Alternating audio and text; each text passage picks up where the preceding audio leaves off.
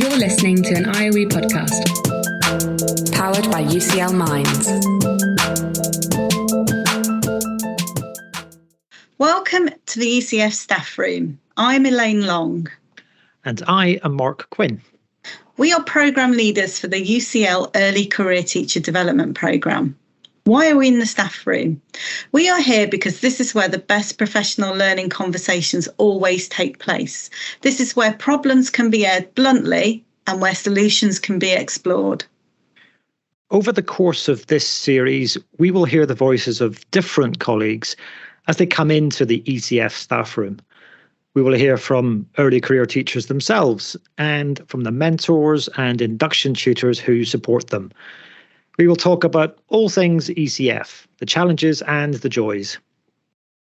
So why don't you enjoy a coffee with us, perhaps even grab a biscuit and sit down to half an hour of ECF staff room chat.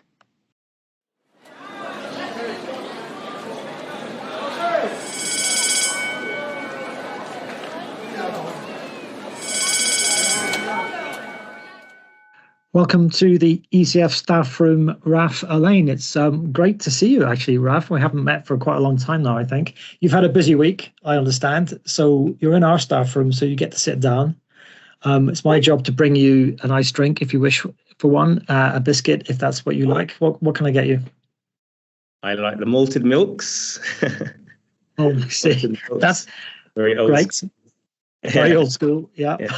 And I try to stay away from caffeine at this time of the day. I'm not a massive coffee drinker. And if I do, I've got to get the timing right. So I'm all about the herbal teas. Herbal tea? Yeah. I think we got some fancy herbal teas in the back of the cupboard there. Elaine, I forgot to drink hers last month. So I think we'll find one for you there. No problem. Thank you. Oh, I'm a Yorkshire tea person, not a herbal tea. But I did know Raf, with his exquisite taste, was going to push us to the limit in terms of our tea selection. But I'm sure we can whisk up a herbal tea. Raf, we're so pleased to have you here. Can you introduce yourself for our listeners and tell us about your current role? Thank you. Yeah, so I'm Raf Alleyne. I'm an assistant principal here at the London Screen Academy in Islington, North London. My role is quite broad. It's everything in terms of inclusion in traditional sense in education. So I line manage the special educational needs area, a SENCO and a team, our pastoral team as well. And here at LSA, we have pastoral and professional development leads who are like heads of year. And I also line manage the admission marketing and outreach team, which is a big part of London Screen Academy's work here, inclusion. So it sits under me. And attendance and behaviour, the traditional stuff as well. And I should be honest with our listeners and say we're old colleagues as well, so we know each other well. We've worked with each other for a long time. And one of the things I know is that you are one of the most passionate school teachers and leaders that I've worked with. I wondered if you could just tell me a bit about what brings you the most joy in your role. Thank you for that. I appreciate that. I would say it's always been the same. It's always been about that idea of development. It sounds really simple at first, but I just love seeing anyone just move from A to B. I think it's been a big part of why I got into teaching. You could apply the same to things outside of education, like coaching even. Like I'm always fascinated about it. I think I take the responsibility quite seriously, or even when I look at other leaders, whether they be teachers, coaches, managers, I think it's a really important thing to step up for. Because you're taking responsibility for someone else or other people. So I think in my day-to-day, particularly here at LSA, it's so tangible that we've got young people looking to make their way into the industry. I do love film and TV, but even if it wasn't about film and TV, I just love the idea of, getting them ready for this real thing. And, it's such a great course for them. They go on to do amazing things, whether it be going into the industry straight away or going to university, but just playing a part of that, particularly with the team that I have, is really, really exciting, and I feel quite strongly about that. So, yeah. And I visited your school and I know what an amazing place it is, but I think it might be quite hard to imagine for our listeners. Could you just describe for them how it's a bit different to a sort of average secondary school? Yeah, so we're a sixth form, first of all. We do a post-16 course, which is a UAL level 3 diploma, extended diploma and diploma. We also run an A-level course alongside that as well, so they get to pick an A-level. But the students specialise in one of like 4 areas. So we have a craft pathway, which is like makeup, costume, art direction with like set design. We do a technical pathway, which is like your traditional light, camera, sound work as well. That's quite a popular one. And we have post-production, where students specialise in animation, VFX, editing. And we've got a new production pathway, which is a little bit more like live TV, working on set. That's quite a new one that we've delivered as well. So they have some other core subjects as well. Like they learn about storytelling. They learn about script writing. They learn about screen business, copyright, those kind of things as fundamentals. But yeah, that's the course. And the whole school, I mean, we've got traditional classroom spaces, but we've got studios here and all sorts. It's very specialist for those subjects that we run. That's amazing. Mark, was your life as exciting as a history teacher? Every bit as exciting as that. I guess I should say, if people can't tell already, that the quality of Raf's camera and the quality of his microphone put us to shame, Alleyne. So that's why he's come prepared to this podcast this afternoon. Raf, we have a theme for this episode. It's all about equality, diversity, and inclusion. And I know that you are particularly interested in this. So easy question first. How would you define equality, diversity, and inclusion?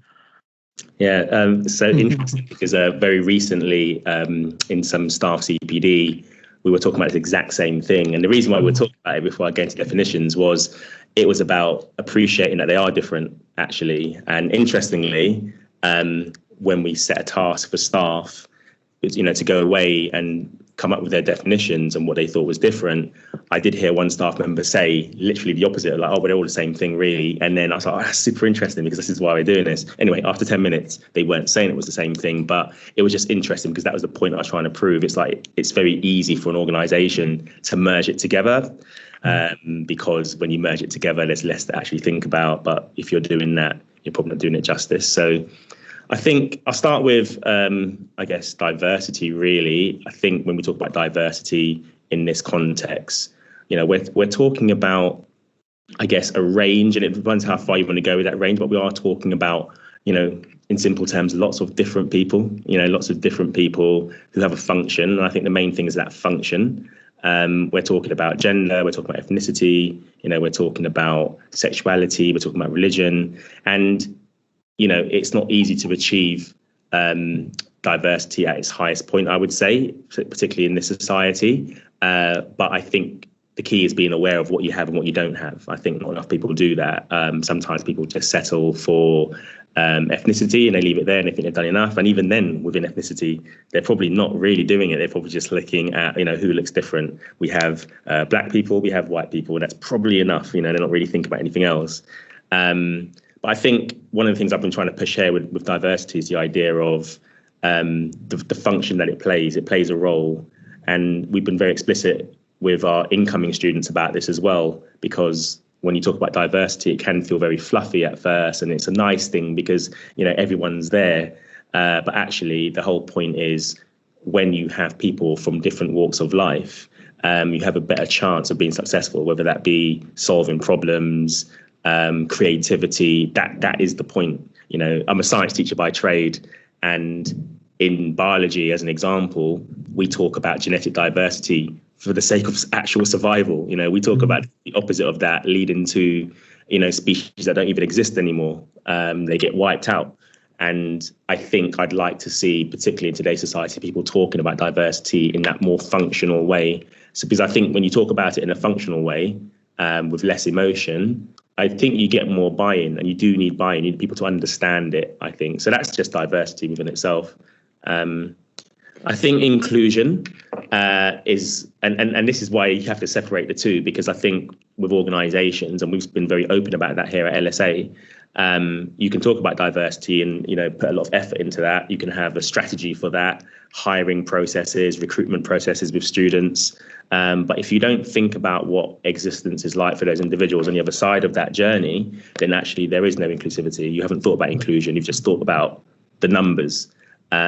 So inclusion for me is, I mean, there's a whole spectrum of things that you could look at, but first and foremost, I think there has to be a consideration of what is it like for those individuals in that environment or in that community? What is their experience? Do they have a voice? Do they have equal access? What barriers do they have in front of them? And by answering those questions, you're probably being inclusive, or you're on the way to being inclusive. So it's more than the numbers. And with the E, and I think, everyone bounces between equality and equity, and sometimes probably don't put enough effort into like breaking those two things down. I guess when we're talking about equality, we're either talking about equal access to something, or we're talking about opportunity, or we're talking about the outcome on the other side of the opportunity. And it's easy to say, like, everyone's had access, like, free education, we all have free education. But if you look at the stats over the last, how many other years, it will show you that the outcomes are very different for different groups. And you could argue, if you look closely at the factors that affect that, there's an issue of equity, and everyone has to accept that. So equity being, okay, there is a lack of, I guess, equality, but what are those barriers for some people compared to others? What support do some people need in comparison to others? And I think equity is a really difficult one, because everyone has to be on the same page about so many things. You have to be on the same page about, first of all, who's in need or deserving of that support. And then you have to be in agreement about what does that support even look like. And I think even when I say it out loud now, like, it's so easy to breeze past that conversation as an organization and not put time into it, because it's a really difficult conversation. I would argue it's probably one of the most difficult conversations that you could have in this entire subject of EDI, because you probably accept at the start that no one's either going to agree or be on the same page about what those support mechanisms are. And also everyone's going to be, well, not everyone, but a lot of people will be blind to the need for it in the first place. So I feel like, I'll come back to equity probably later, because I think it will come up again. But yeah, hopefully those definitions are useful. Absolutely useful. And I actually really do love the way you reorganized the letters. I mean, it's a bit unfortunate that it spells DIE, but actually I think in fact that's really the most logical explanation of those definitions that I've actually heard in one long sentence. Raf, no, seriously, very brilliant. And what really resonates for me is this whole idea that you're right, that diversity isn't just something which is a nice to have, but it's an essential to have, right? It's, as you pointed out, even from an evolutionary point of view, this is something which is essential for survival. And we're not going to be as effective or successful as society if we are only if we are exclusive, I guess. So I love that whole sequence of those definitions. It's also really, really interesting, though, isn't it, that, as you said, that not everyone actually starts from the same place. It's not just, people have different levels of understanding and different levels of lived experience. Of course, that's true. But actually, not everyone starts from the same values either. And sadly, that's true even in our profession, where we might think that everyone feels the same way about social justice or about development or about human, potential and growth. Actually, we don't all start from the same place. Mm-hmm. And funny, if you don't mind, I'm going to ask you this. Maybe in particular for the industry that you're in, the entertainment industry, film and television in particular, that's notoriously a cutthroat industry, right? And so how do you prepare the young people in your school in this inclusive environment for an environment they're going to go into, which is perhaps less inclusive and a bit more highly competitive? Yeah, no, it's a really good question. And I think since literally day one, it's almost been like a healthy tension, actually. Like, I've been fascinated by these two worlds coming together for lots of reasons. Like, the film and TV world is one where, you get things done, you want something, you throw money at it, you get it done. Education doesn't really work that way. So it's been so interesting for me to see how we sort of navigate with each other. But I think with this subject, it's been super interesting because it's about honesty. It's about everyone being honest. But then within honesty, it's levels of honesty as well. So it's like, first of all, acknowledge, yes, there's horror stories out there really when it comes to film and TV. We've seen issues with gender, ethnicity, all sorts. So that's out there. That has to be embraced because there's news stories to back that up. But then the next level under that is, well, what is it like right now? And then our students have had to go through a system of like work experience, for example. We've had to, look at our alumni, and we've had to learn from those stories as well. And while I will say that, it definitely looks like there's a lot of effort and things change slowly, as everyone says, and we can definitely see that. The one thing I would say is you have to be able to call things out and be brave enough to do it as well. So, diversity as an example, I don't think, other than maybe writing, I don't think there's an appreciation of the function of it when it comes to film and TV industry, generally. You could say that, yes, there's some stories out there that could only be written by certain people, maybe, because of who they are and their identity.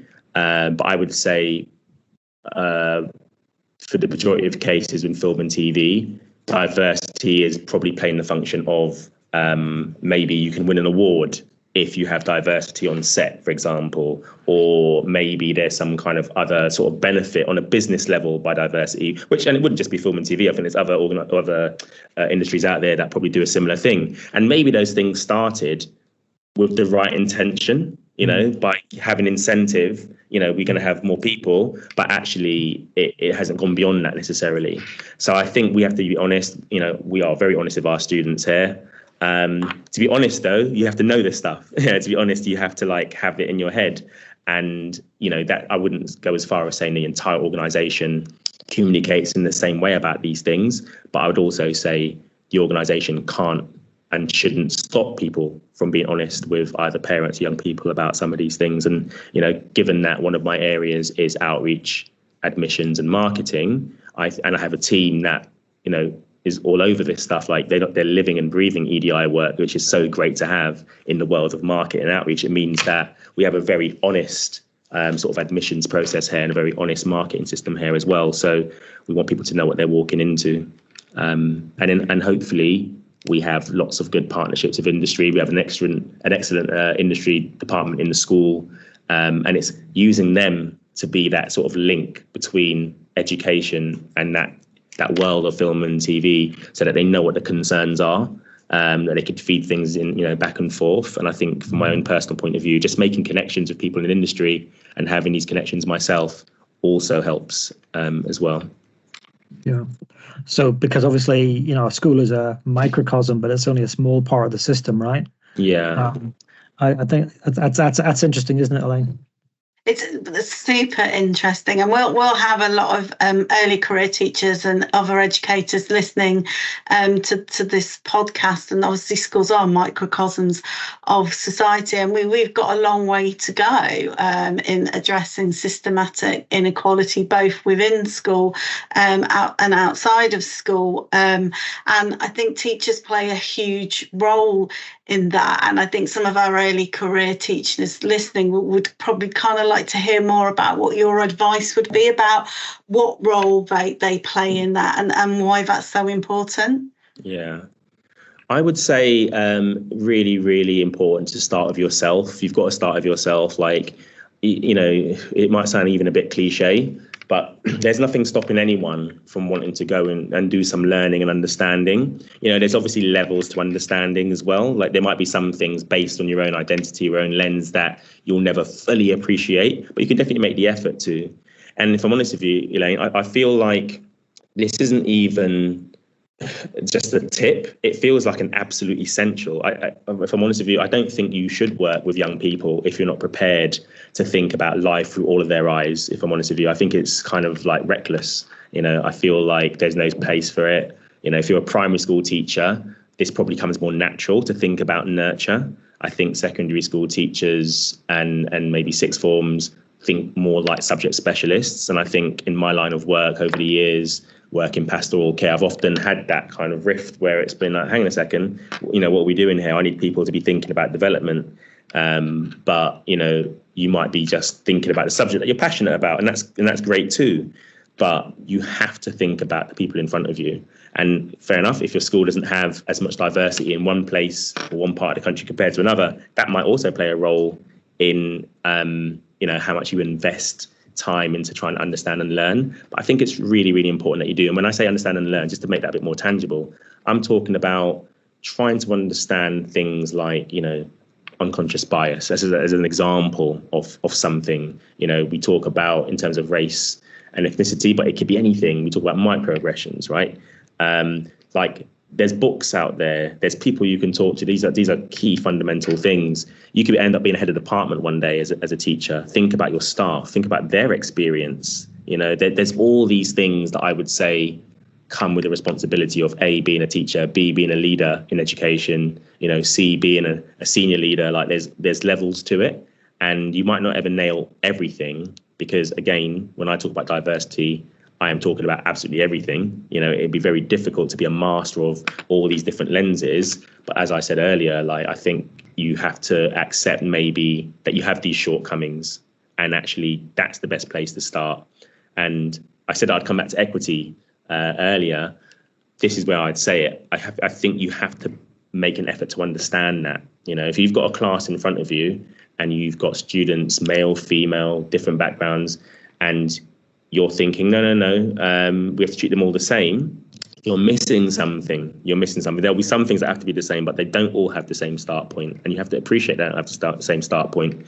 And to be honest, if we addressed equity earlier in education, we might not have the problems that we see with GCSE grades and all the rest of it. We might see something slightly different. So it isn't something that you can only do when they get to their exam years. It's something that we've got to think about from an early age. But half of what I'm saying here is a society thing. I don't think there's, you can't do it as a single teacher. You can't do it as a single school on your own, but you're definitely a part of it. You definitely don't opt out because you think you're the only one. Because if everyone said that, nothing would ever change. It's amazing, isn't it? Because what you're saying is so fundamental to what teachers need to be before you even sort of start with, like you say, the subject knowledge. But this isn't often always explicitly spoken about. And I love the phrase, you've got to see life through all their eyes. I think that's a really compelling way of putting it, and understand the barriers that all your students have, and that they're not all starting from the same point of view. If you take something like unconscious bias, and I know you've worked in education a long time now, can you give me any examples of why you think that's so important? What are the consequences of not addressing unconscious bias as a teacher or a leader? Yeah. Or not understanding, I guess, that your decisions aren't neutral in a way. As an example, then, or just away from something like ethnicity and race or anything else, really, just thinking about something like behavior management or just classroom control, relationship management, whatever you want to phrase it as. The things that you see are often based on your own upbringing, your own values. So, and I always use the example of something like, the class being loud, right? Or someone being loud. And you want to, tell them to be quiet. Your perception of that being loud, don't get me wrong, that's a science, right? Decibels, we can just say that. But there might be other behaviors around that where you could, it might be something about the way you grew up. It might be, your circles. Maybe there's another group of students out there who live with 5 or 6 siblings, and actually they have a very different vibe at home, and actually and they don't have a quiet desk in their bedroom to do their work on, and it feels very different, and they still get by. So you have to be aware of what you're bringing to the table, I would say, when you're making decisions. I think that's where that starts. And then I think if you think about things like, again, gender, race and ethnicity, what have you, it's thinking, okay, what else am I doing? What other judgments am I making because of my own lens? What other things am I doing? You can think something, but to then take action, that's when you have to kind of rein yourself in a little bit, or at least ask yourself questions.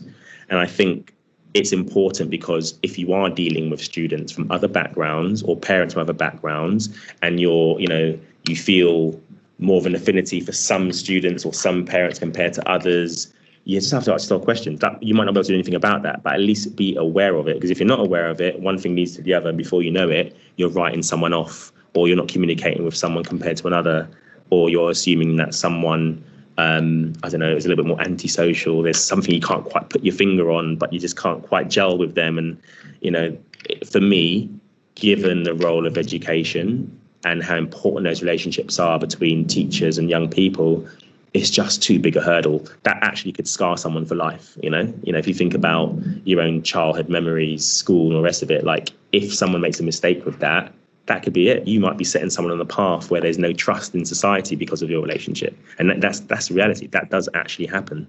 So, yeah, and that's just unconscious bias. That's nothing else. Like, we're just like that one area and how powerful that could be.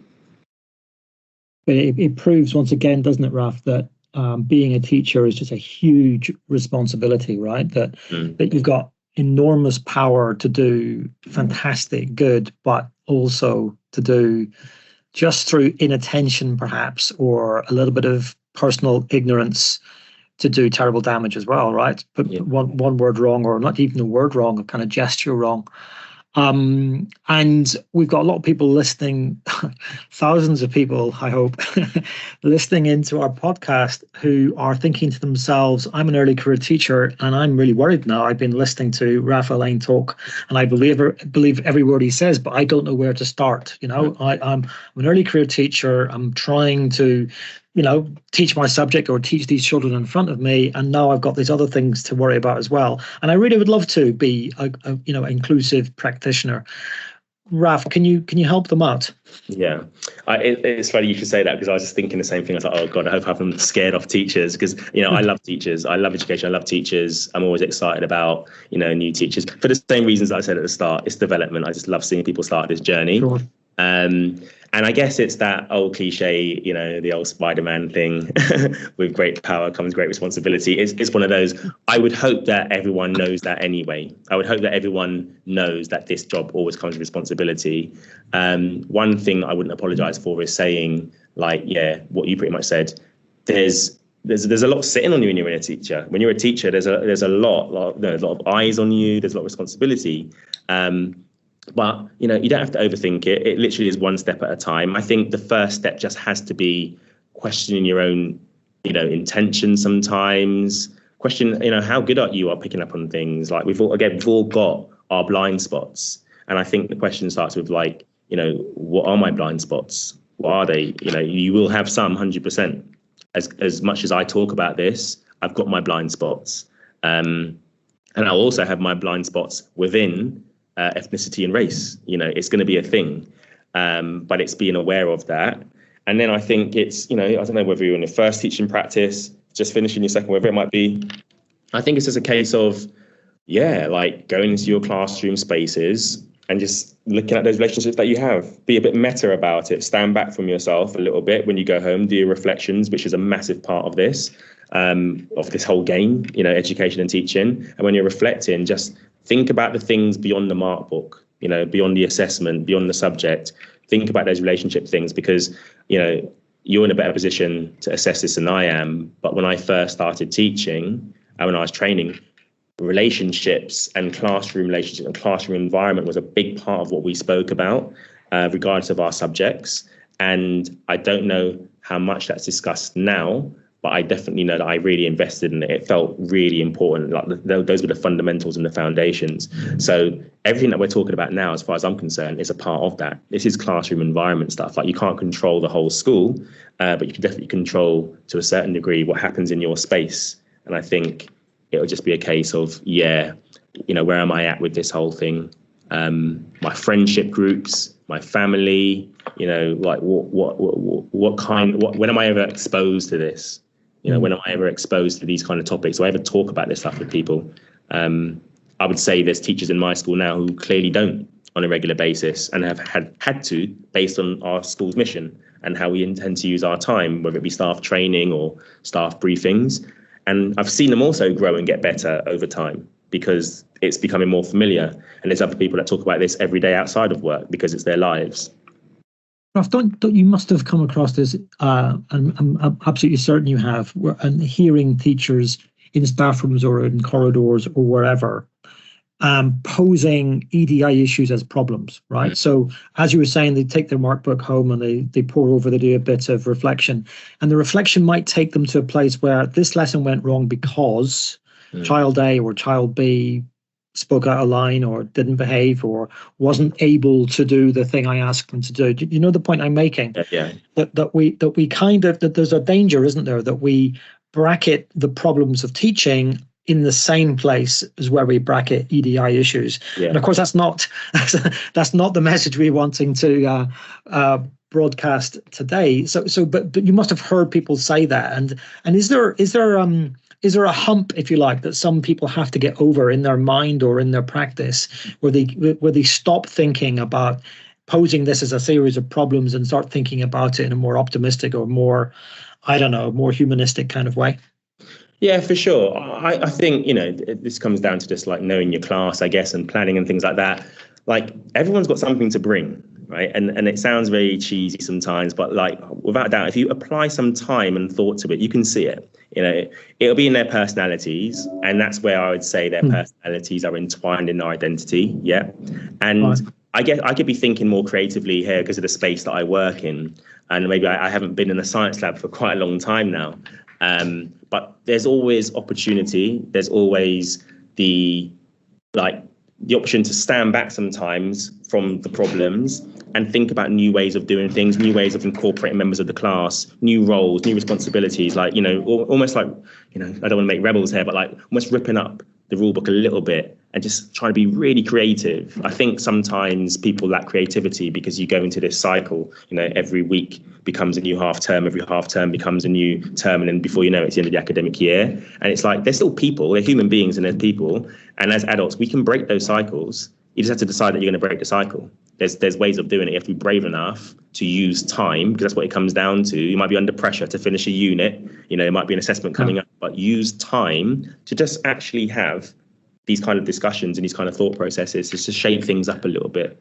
And as you say, invest in knowing them and knowing their personalities. Yeah, for sure. I was just going to say the same thing, because obviously I know I've worked with you and I know you were really passionate about that, and you were always saying to people, make sure you know your class, know your students. Rule number one. What does that look like then if you go in a classroom and those relationships are strong and teachers do know their students? What does it look like, and what have they done to get to that point? Yeah, I think it's, again, taking time sometimes to not be mastered by the script, right? The lesson you planned, or hopefully the lesson you planned. I know, especially in this day and age, shared resources is a beautiful thing. It's amazing. But sometimes the more something is shared, the less onus there is on that person to break it down for their actual class. I don't think that's great. I think when you're forced to think about the 25 or 30, wherever it is in front of you, like how are they going to receive this information? You will see things differently. So I think there's something about the planning, and I think there's something about, just taking time to see how do they respond to like Q&A. I would always say encourage discussion, but then sometimes, I would do too much of that. But like have discussion, see how they do, see who's sheepish, who's shy, who's responding to certain topics more than others. Like those are the things that give you the opportunity to know what you're dealing with.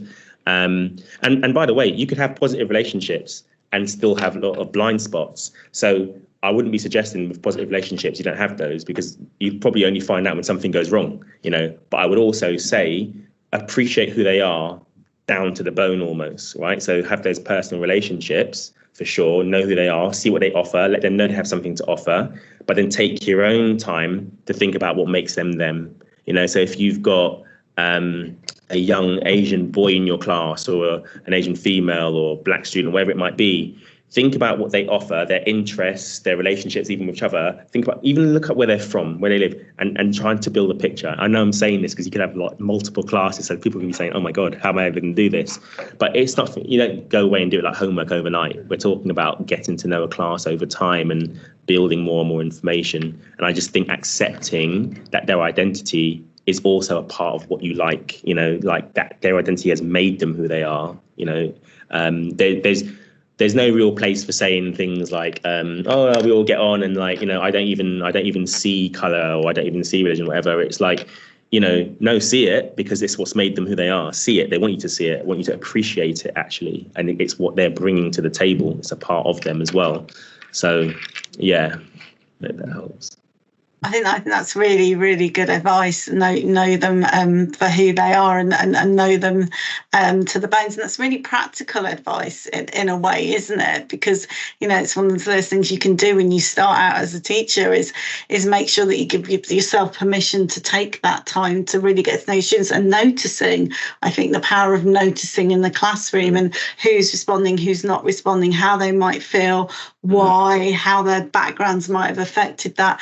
I think are really powerful things. You talked a bit about bias at the start of the podcast, and what the consequences are of not recognising our bias and the implications of that for relationships and trust. I think tackling implicit bias is pretty huge in EDI work, and it's hard to kind of navigate that area. But where would you advise getting started on that?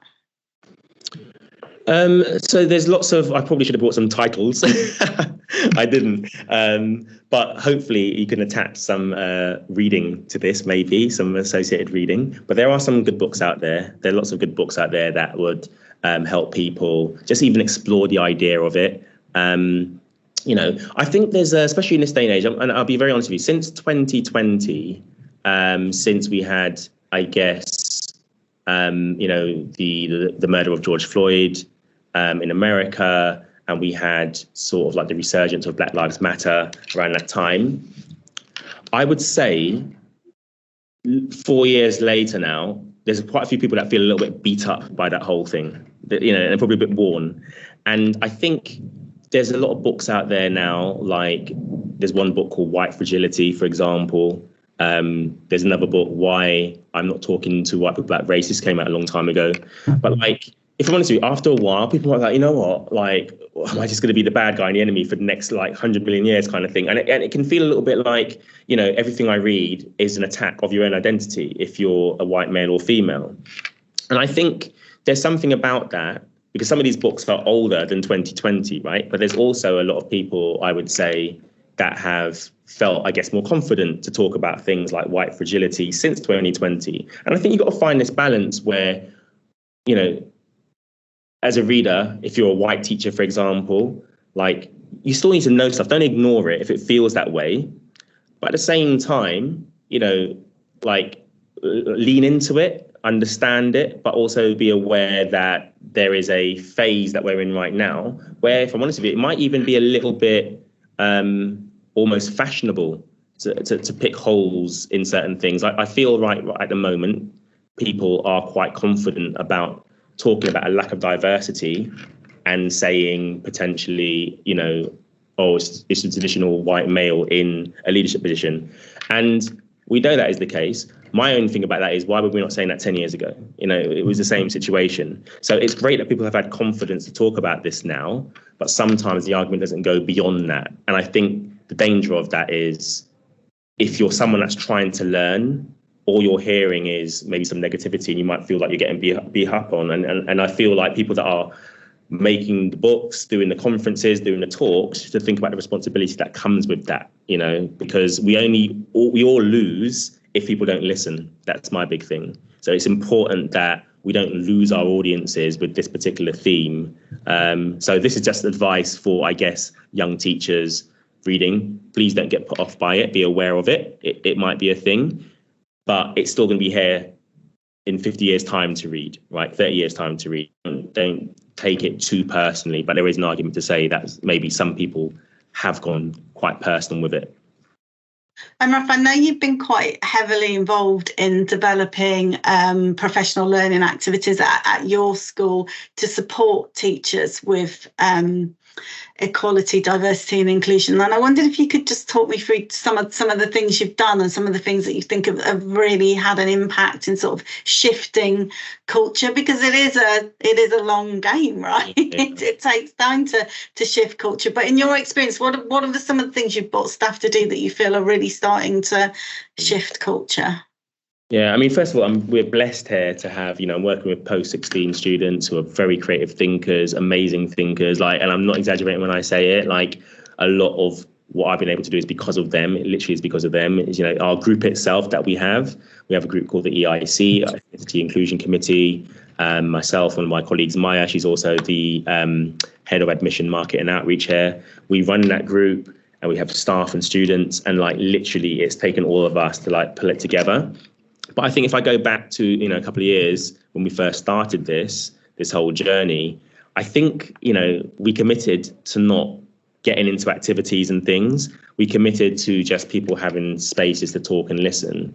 And that was difficult because everyone was getting a bit itchy, and there were people who wanted to do, the quote unquote right thing, because they didn't want to come across like they weren't into this. That's a very 2021 thing. But the less we physically did, like, so for example, policy changes, the less of that we were talking about, the harder it was for people because they couldn't see their place in it. And it was so important to just listen to the conversations. But when you're listening, and, I'm a mediator as well, trained mediator. So one of the things that I love doing is extracting information, like listening really carefully, like actively listening and listening to things that sound like, misconceptions or misunderstandings. And during a whole half term of these kind of conversations, we took out some big themes. It looked like the idea of language was a big one. Either people not using the same language to talk about things, understanding the same language, or saying the wrong thing. Saying something that would be offensive and they didn't realise. It was one of those three. So then we put on a workshop. We designed a workshop, a bit like planning a lesson. We designed a workshop together, fun activities, invited staff and students, which is all about language. And in that session, we developed what we called our inclusive dictionary. So our inclusive dictionary has like lots of words, some that you might find in an actual dictionary, some that you might not. And it's things that we're saying, we've made a resource, we're putting it out there now. We think you should use this to understand some of the themes. So as an example, something like, colorism. Colorism isn't something that people were talking about openly, maybe even 15, 20 years ago. Even to this day, it probably isn't commonly spoken about. The kids in my school understand it. They're talking about it. They want teachers who understand it. Therefore, it goes in a dictionary, So that's an example. We looked at things like using the platform of film and story, I guess, as well, looking at things like, quote unquote, whitewashing in films and, colorblind casting. Like we've had to have those kind of conversations. So we've used maybe some of the themes of our school, as well as some of the sort of current affairs and the issues that the students are talking about, listened carefully, and then tried to turn them into workshops. But it's a lot of time and effort, but it's definitely been worth it. And it's really interesting just letting people talk and just listening and then, trying to turn it into something. I think it's really important what you were saying there as well about not jumping into action and waiting and listening and helping people to develop a language where they can even begin to talk about the same thing. I think it's really inspiring, and I would love to see the dictionary as well. Sounds really inspiring. We give every guest a Post-it note on the podcast. I'm going to pass you your Post-it note, and you can write anything you like on the Post-it note, and you can stick your Post-it note anywhere you like as well, on anyone's desk, someone's forehead, on the wall, whatever creative location you like. So what would you like to write on your Post-it note, and where would you like to stick it? Okay. My Post-it note will say, this is going to sound really abstract, and I'll just explain it first. I feel like school can be a bit of a bubble, right? It could be a bit of a bubble, and when we're on that roller coaster in September all the way to the end of the year, the bubble can get smaller and smaller and smaller. So my Post-it's just going to literally say, take time to step out of the bubble. I think it's really important to stand back, reflect on everything. And if you do that, I think it's more than EDI. I just think teachers need that. They need that space to stand back, get out of it.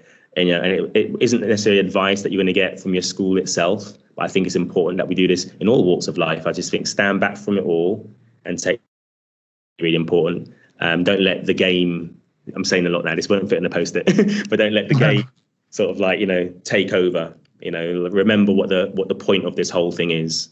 And it definitely isn't, practicing the exam papers or, getting through the course. There's something bigger going on here. So yeah, step out of the bubble. And where would I stick that? I'd like to stick it I don't know, in the sky in the ECT universe, so they can always look up and remember it when they're going to work. Raf, I don't know if you have bells at the London Screen Academy, but we have them here, so I can hear one now. So that's telling Alleyne and me that we've got to step out of our bubble and let you get back to your job, which is obviously a really important one, and you're very passionate about it, and it's been a real privilege to sit back and mostly listen to you for the last 45 minutes. So thank you for your time. You deserve your herbal tea and your malt milk. So I hand it to you now. I might have gone a bit cold in the meantime, but really thank you very much. Thank you. Thanks again. Thanks, Raf. I've learned so much. Thank you. I really appreciate it as well. Thank you. Our thanks go to Raf Alleyne, who's the assistant principal at the London Screen Academy, for sharing a herbal tea with us this week in the ECF staff room. Please do get in touch with us if you think you would like to chat about your ECF experience. In the meantime, do join us soon for a biscuit and a chat with another colleague in the ECF staff room. And if you've enjoyed this episode, there's more where that came from. Search IOE Podcast from wherever you get your podcasts to find episodes of the ECF staff room, as well as more podcasts from the IOE.